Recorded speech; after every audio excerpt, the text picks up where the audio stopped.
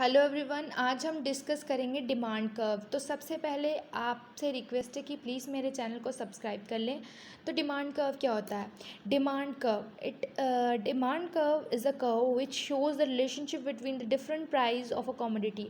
ये रिलेशनशिप बताता है डिफरेंट प्राइस ऑफ कमोडिटी के and the quantities demanded at those prices. जो हम क्वांटिटी डिमांड करते हैं उन प्राइसेस पे, ठीक है। Each point of on the demand curve depicts the relationship between price and demand. ये कोई भी पॉइंट होता है डिमांड कर्व पे हमारा, वो डिपिक्ट करता है, हमें रिलेशनशिप बताता है प्राइस और डिमांड के बीच में, ठीक है। तो यहाँ एक और डेफिनेशन हम बोलते हैं, नॉर्मली कुछ बुक्स में भी लिखा होता है कि it is a graphical presentation of demand schedule. कि भाई अगर हम डिमांड के टेबल को ग्राफ पे बना दें तो हमारा वो डिमांड कर्व हो जाएगा। तो हम इसको बनाएंगे जैसे हमने लिया पी एक्स और क्वांटिटी डिमांडेड, यानी प्राइस एक्स और quantity demanded x.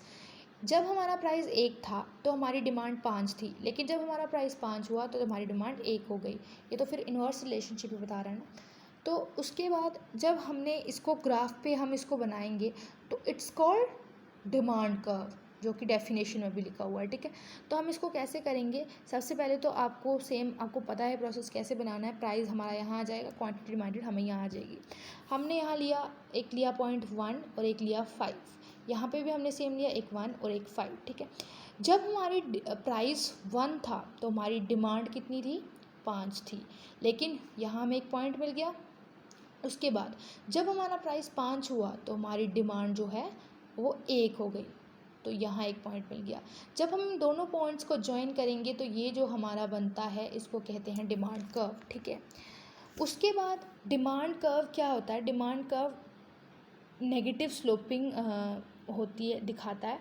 It shows that price and demand had negative relationship. ये शो करता है कि प्राइस और डिमांड में नेगेटिव रिलेशनशिप है, लेकिन गिफ्ट गुड के केस में पॉजिटिव जो होता है, मतलब ये डाउनवर्ड ही आता है लेकिन उधर अपवर्ड चला जाता है, ठीक है। गिफ्ट गुड्स के केस में पॉजिटिव रिलेशनशिप दिखाता है, ठीक है।